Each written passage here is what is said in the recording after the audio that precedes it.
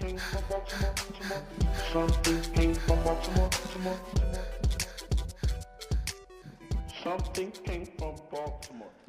you for listening to another edition of Something Came from Baltimore. I am your host, Tom Gowker.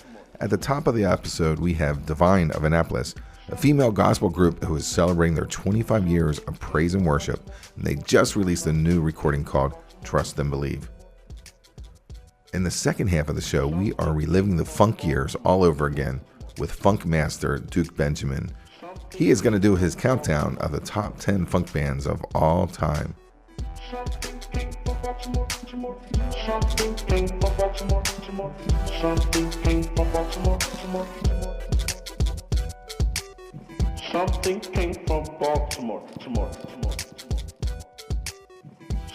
came from Baltimore. And who knew that you were celebrating your 25th anniversary, along with the fact that you have a brand new album out? Yes. How's the 25 years gone so far? It sounds like you've had a really great career so far. Well, 25 years, we have experienced a lot of ups and downs. I haven't been with the group the entire 25 years. I've been singing with them for about almost 2.5 years, but so far it has been a great journey, a lot of learning that everybody has done as far as the music business and being able to reach the masses with the different platforms that we are afforded, and just giving different kind of music to reach different kind of people. You know, we don't have one set of gospel music. We have something for everyone. Yeah, what you were playing to me was a throwback. When girl groups, all of them could sing, and they were fantastic. And the first thing that came to my mind was Sweet Inspiration, where they were basically the background singers to every single phenomenal R&B song of the 60s. What were your inspirations growing up? Well, personally for me, my inspirations were kind of more so on the gospel side. The Caravans, I'm not sure if you're familiar with them, the Shirley Caesar and Albertina Walker, they were kind of the people that kind of helped to shape me in the way that I sing gospel music.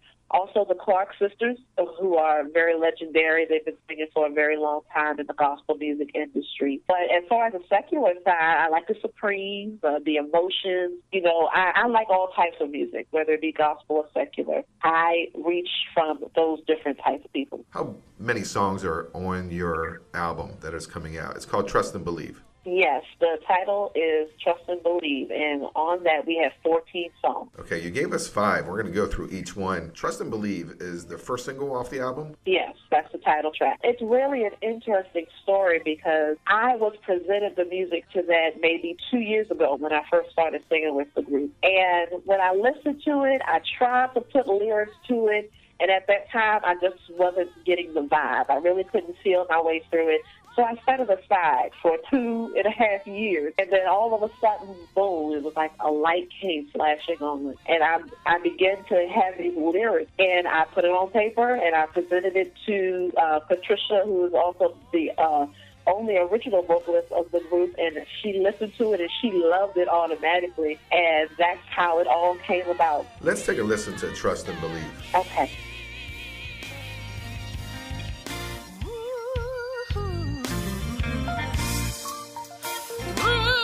Storm and the rain, I almost went insane, but I stood on God's word and I had faith, and right now I know I can trust. Yes, Lord, He will answer me.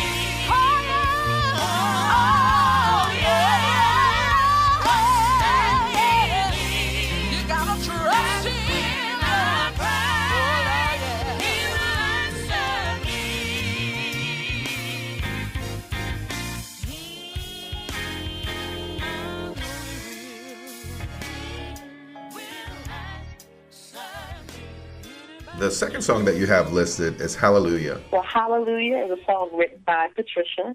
She has a lot of music that she has written for the group, and that happens to be one of the most recent ones. And we just wanted to have something kind of different from what else we have done. And it's kind of more of a praise and worship song. It's kind of hip a little bit, and it's very upbeat and very fun. You know, something that the young people will kind of gravitate to, or anybody who's not necessarily deep inside of the church setting, somebody who doesn't attend church regularly, they might enjoy this type of song.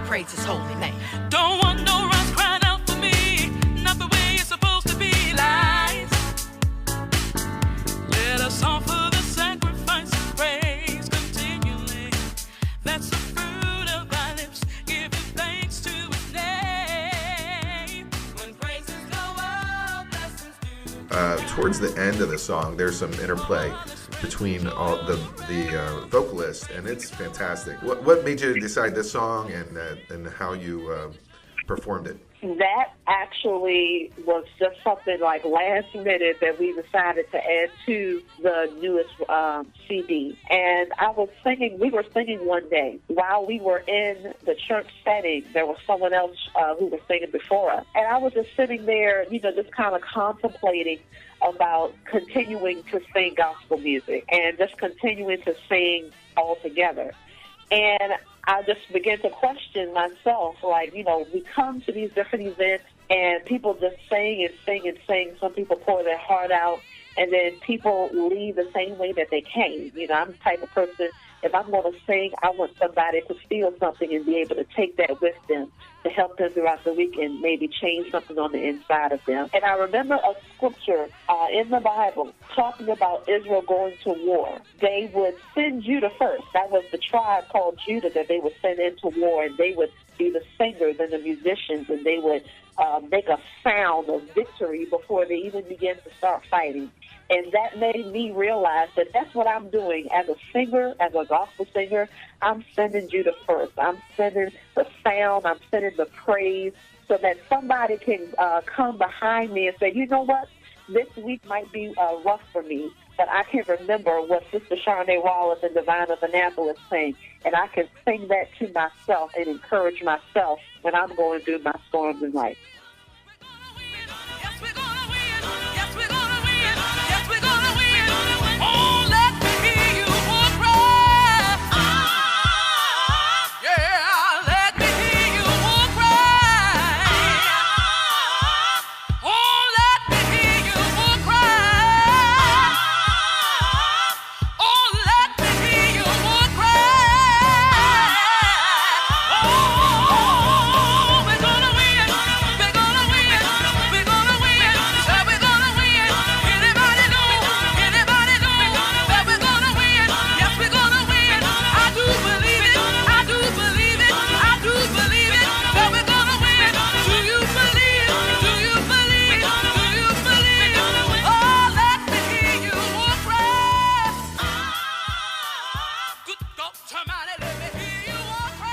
What He's Done For Me is the fourth song that you allowed me to listen to.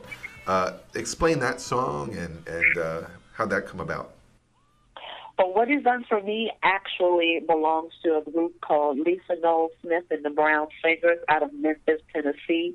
And they are a very popular female gospel quartet group that have been singing for a very long time. And that's one of the groups that I love to listen to, and the other members love to listen to as well. And we just kind of put our own little spin on it because we wanted to pay homage to them. And people love to hear us sing that song, so we decided to put it on the CD. Hey y'all, we want to pay homage to Lisa Noel Smith and the Brown Singers. Hey!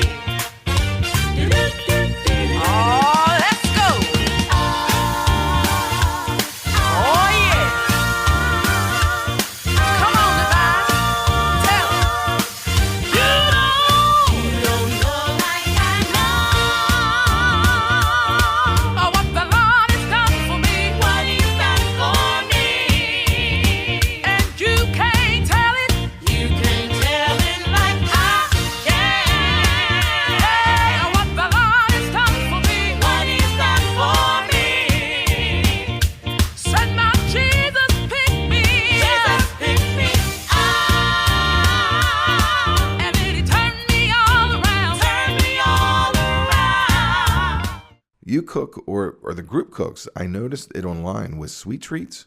Well, that is our online store that we have on our website, DiVineOfAnnapolis.com. And we have homemade, made from scratch cakes and pies. And Patricia is one of those people who makes everything from scratch, and it tastes marvelous. And so we like to have that with us when we go out to sing, or if we have our own event, we like to have the treats available for people to purchase. The last song is called You Better Believe It. What is going on with that song? Patricia also wrote that song, and it was in dedication to a young man who was suffering with cancer. And his name was Tom Thompson, and he actually played the saxophone on the song. And so that was dedicated to him and what he was going through, and he was a tremendous blessing to us.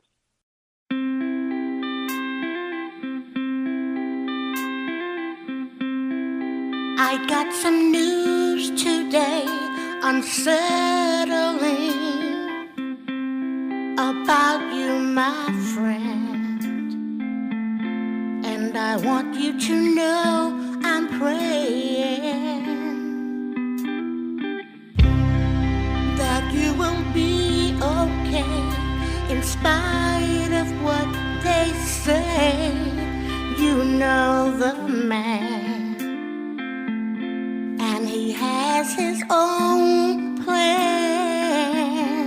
Where there is healing, there's healing. Oh, God is not done with you yet. You better believe it. You better believe it. Oh,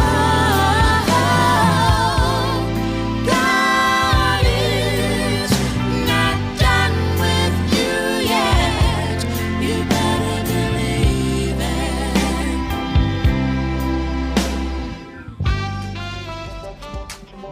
Something came from Baltimore. Something came from Baltimore. Sharnae, thank you for calling in today. I wish you the best of luck. I am recommending that listeners go out and buy the new recording, Trust and Believe. Well, thank you for allowing me. I appreciate it. Something came from Baltimore. Something came from Baltimore. Something came from Baltimore.